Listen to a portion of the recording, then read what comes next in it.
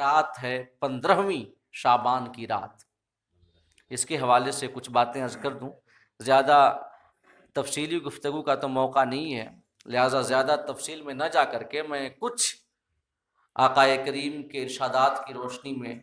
کچھ باتیں میں آپ کے سامنے عرض کرنا چاہتا ہوں۔ جو آج کی آنے والی 15ویں رات ہے، نصف شعبان کی رات، یہ رات بڑی فضیلت والی ہے، رحمت والی ہے، اللہ رب العزت کی مغفرت والی ہے۔ اللہ پاک اس رات میں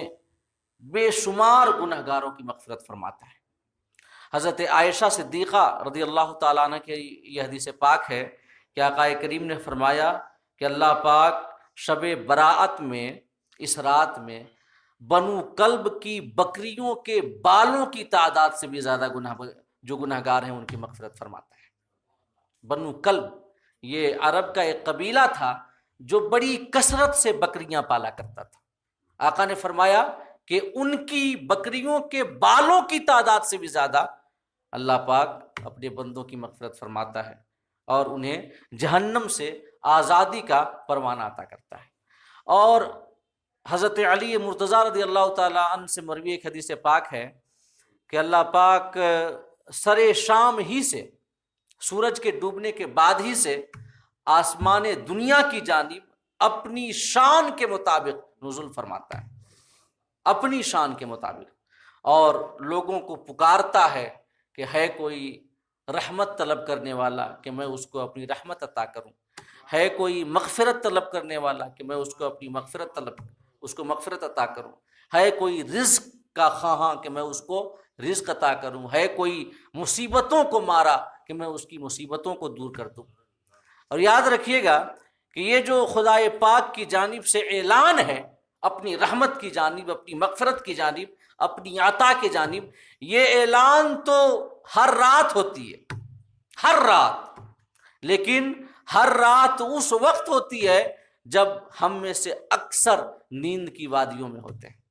حضرت ابو ہریرہ رضی اللہ تعالیٰ عنہ سے مروی ایک حدیث پاک ہے کہ آقا کریم نے ارشاد فرمایا کہ یتنزل ربنا تبارک و تعالی کل لیلۃ حتی یبقى ثلث اللیل الآخر۔ آقا کریم نے فرمایا کہ ہر رات تہائی حصے میں، رات کے آخری تہائی حصے میں اللہ پاک آسمان دنیا کی جانب نزول فرماتا ہے اور اعلان کرتا ہے کوئی مانگنے والا کہ میں اسے عطا کروں۔ تمام اعلانات جو احادیث میں بیان ہوئی ہیں، تو یہ ہر رات، چونکہ اللہ پاک اعلان کرتا ہے جسے خدا کے تمام بندے اس اعلان کو نہیں پا سکتے، تمام بندے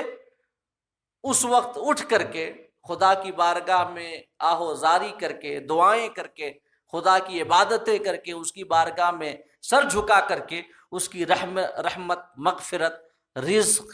سے حصہ نہیں پا سکتے، کیونکہ اکثر وہ ہیں کہ جو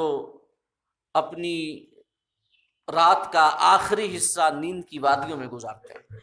لہٰذا اور اللہ رب العزت عطا پہ مائل ہے، اللہ پاک کی رحمت بے شمار ہے،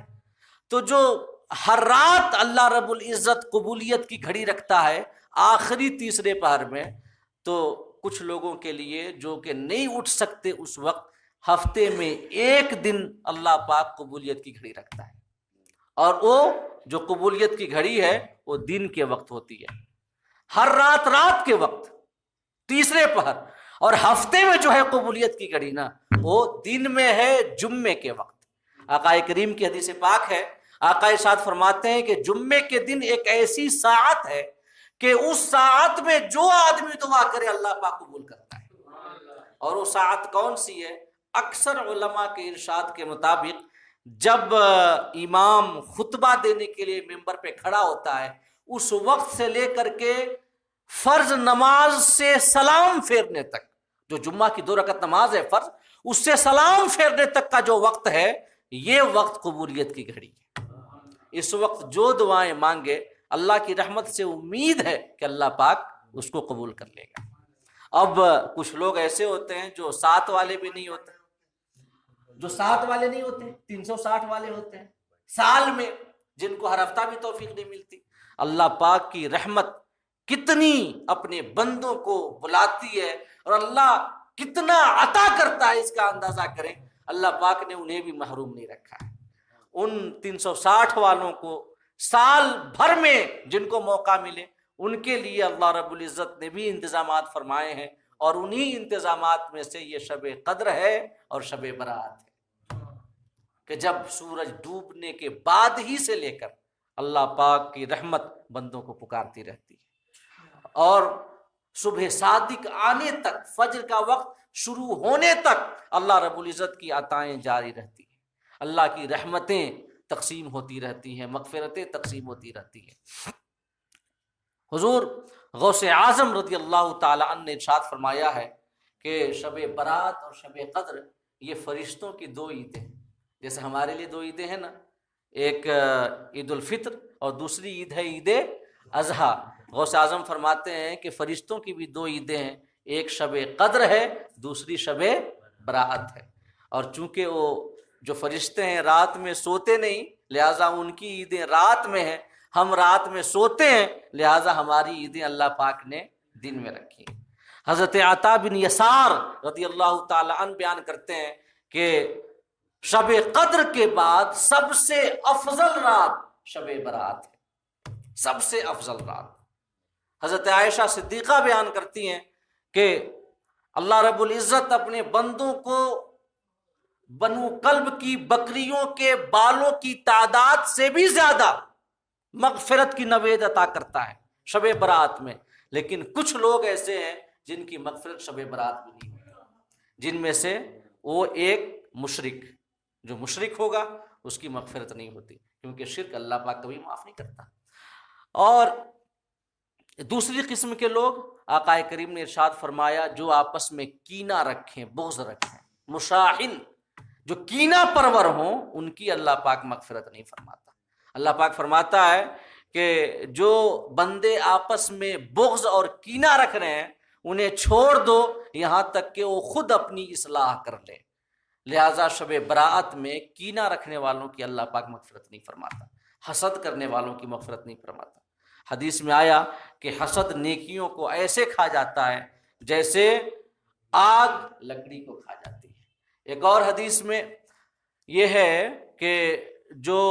اللہ پاک جن کی مغفرت نہیں فرماتا شب برات میں بھی، ان میں سے ایک جو وہ ہے جو رشتہ توڑے، جو رشتہ کو قطع کرنے والا ہو، اپنے رشتہ داروں سے قطع تعلق ہی کرے، اللہ پاک ان کی مغفرت نہیں فرماتا۔ ایک اور قسم کے لوگ جن کی مغفرت نہیں فرماتا اللہ پاک، وہ ہے شراب پینے والا، جو شرابی ہو اللہ رب العزت اس کی کبھی اس رات مغفرت نہیں فرماتا۔ حدیث میں آیا، ایک حدیث سن لیں کہ آقا کریم نے ارشاد فرمایا کہ شراب پینے والا جب شراب پیتا ہے تو 40 روز تک اس کی نماز اللہ پاک قبول نہیں کرتا، 40 روز تک۔ پھر جب وہ توبہ کرتا ہے اللہ پاک اس کی توبہ قبول کر لیتا ہے۔ پھر وہ جب دوسری بار اپنی توبہ کو بھول کر کے توبہ توڑ دیتا ہے اور پھر دوبارہ اگر وہ شراب پیے تو اللہ پاک پھر 40 روز تک اس کی نماز قبول نہیں کرتا، اور پھر وہ توبہ کرے اللہ پاک پھر توبہ قبول کر لیتا ہے۔ اور اگر کوئی تیسری بار بھی توبہ قبول کر لے، جو توبہ ہے توڑ دے، تیسری بار پھر شراب پی لے، تو آقا کریم نے ارشاد فرمایا کہ اللہ رب العزت ایسے شخص کو جہنم میں طینۃ الخبال سے پلائے گا۔ طینۃ الخبال، صحابہ نے عرض کیا کہ یا رسول اللہ یہ طینۃ الخبال کیا ہے؟ تو آقا کریم نے ارشاد فرمایا کہ طینۃ الخبال جہنمیوں کا پیپ ہے، ان کے زخموں سے نکلنے والے پیپ جو اللہ رب العزت شرابیوں کو پلائے گا۔ اور وہ لوگ جن کی مغفرت اس رات میں بھی نہیں ہوتی شب برات میں، وہ ہیں جو کہ ماں باپ کی نافرمانی کرے، جو ماں باپ کا نافرمان ہو اللہ پاک اس کی مغفرت نہیں فرماتا، جو ڈاکو ہو، اور جو حدیث میں آیا ڈاکو کا لفظ آیا ہے لیکن آپ اسے عام اور وسیع مفہوم میں لے سکتے ہیں کہ جو لوگوں کے مال کو ناحق کھائے اللہ پاک اس کی بھی مغفرت نہیں فرماتا۔ اور ایک اور جو زنا کرنے والا ہو اللہ پاک اس کی بھی اس رات مغفرت نہیں فرماتا۔ ایک اور جو چغل خور ہو اللہ پاک اس کی شب برات میں بھی مغفرت نہیں فرماتا۔ لہٰذا اگر اس شب برات میں خدا کی مغفرت سے حصہ پانا ہو تو گناہوں سے توبہ کرنا ہمارے لیے بہت ضروری ہے۔ اپنے گناہوں سے رب کی بارگاہ میں توبہ کریں، استغفار کریں، تو یقیناً اللہ پاک کی رحمتیں ہمیں حاصل ہوں گی اور اس کی مغفرتیں ہمیں حاصل ہوں گی۔ اور اس شب برات میں جو کہ اتنی عظیم رات ہے، عبادت کی رات ہے، عام طور سے اس رات میں بھی ہم نے خرافات کرنا اور خلاف شرع کام کرنا اپنی عادت بنا لیا ہے۔ انہی خلاف شرع عادات میں سے ایک کیا ہے؟ پٹاخے چھوڑنا، آتش بازیاں کرنا۔ آپ دیکھیے گا، رات کو دیکھ لیجیے گا، مغرب بعد سے ہی ہر محلے سے پٹاخوں کی آوازیں آنے لگتی ہیں۔ آتش بازی جو کہ ہماری شریعت میں حرام ہے، سخت حرام ہے۔ حدیث میں آیا ہے کہ فضول خرچی کرنے والے شیطان کے، یہ بلکہ قرآن میں، ان المبذرین کانوا اخوان الشیاطین، جو فضول خرچی کرنے والے ہیں وہ شیطان کے بھائی ہیں۔ اور پٹاخے سے کیا حاصل ہوتا ہے سوائے مال کی بربادی کے، فضول خرچی کے اور ہوائی آلودگی کے؟ ہوا آلودہ ہوتی ہے کہ نہیں؟ اور شور ہوتا ہے فالتو کا، پیسہ برباد ہوتا ہے، اور مال کو برباد کرنا یہ خود حرام ہے۔ یاد رکھیے گا نا، مال اللہ کی نعمت ہے، رزق اللہ کی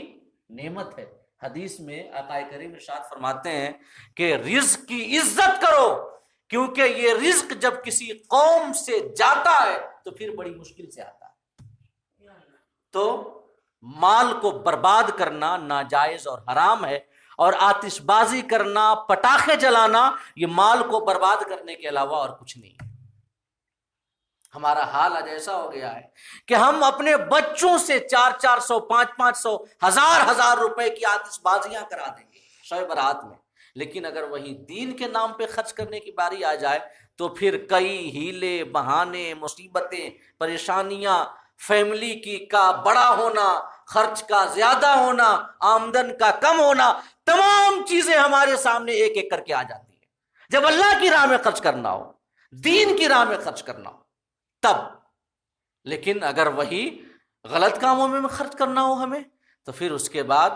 ہم سمجھتے ہیں کہ بہت ہے، خرچ کرو۔ جہاں جو خرچ ہمیں جہنم سے دور، جو ہمیں جنت سے دور لے جانے والا ہے، جہنم کے قریب لے جانے والا ہے، ہم اس خرچ کی جانب تو بڑا کشا بڑھتے ہیں، لیکن جو خرچ ہمیں جنت سے قریب لے کر کے جائے گا، جو خرچ ہمیں خدا کا محبوب بنائے گا، اس کی جانب جانے میں ہم کافی اندیشوں کا شکار ہوتے ہیں۔ اللہ پاک ہم سب کو دین کی راہ میں خرچ کرنے کی توفیق عطا فرمائے۔ تو پٹاخے جلانا، آتش بازیاں کرنا، یہ بھی خرافات ہیں جو ہم نے ایجاد کر لی ہیں شب برات میں۔ ایک اور ہمارا نوجوان طبقہ جو ہوتا ہے، شب برات میں رات بھر مٹر گشتی کرتا رہتا ہے، بائک لے کر کے نکل جائے گا اور رائڈنگ کرتا رہے گا، یہ بلکہ پورے شہر کی، اور مطلب پولیس والے بھی نہیں بولتے۔ عام دنوں میں جب وہ گھومتے رہے تو روک لیں گے، آج نہیں بولتے، حالانکہ بولنا چاہیے۔ شب برات ہے، جا کے عبادت کرو، گھوم کہاں رہے ہو؟ یاد رکھیے گا، جیسے مال اللہ رب العزت کی نعمت ہے جس کا فالتو ضائع کرنا اور برباد کرنا ناجائز ہے، ویسے وقت تو اللہ پاک کی بہت بڑی نعمت ہے،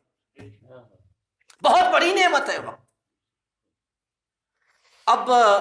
وقت اللہ کی اتنی بڑی نعمت، اس کو فالتو کاموں میں خرچ کرنا، برباد کرنا، یہ یقیناً شریعت کی روح سے منع ہے۔ باقی کبھی کبھی جائز طریقے سے کھیل کود کرنا، اس کی شریعت منع ہی نہیں کرتی، شریعت منع نہیں کرتی، لیکن ہمیشہ فضولیات میں لگا رہنا، اور خاص طور پہ ان لمحات میں جو قبولیت کے لمحات، جو اللہ کی رحمتوں کے اترنے کے لمحات ہوں، ان لمحات کو یوں راستہ چلتے ہوئے ضائع کرنا، برباد کرنا محرومی ہے۔ تو لہٰذا اس سے بھی ہم بچیں۔ اور ایک اور بات میں آپ کے سامنے جو عرض کرنا چاہتا ہوں کہ عام طور سے ہم سب شب برات میں مزارات پہ جاتے ہیں، قبرستانوں میں جاتے ہیں نا، اپنے والدین، اپنے رشتہ دار کی قبرستانوں پہ۔ تو قبرستان جائیں تو وہاں پہ جانے کا بھی ادب ہمیں سیکھنا چاہیے۔ سب سے پہلی چیز تو یہ ہے کہ قبرستان جائیں، اور اگر وہ قبر جہاں ہم جانا چاہتے ہیں کچھ دور پر ہے،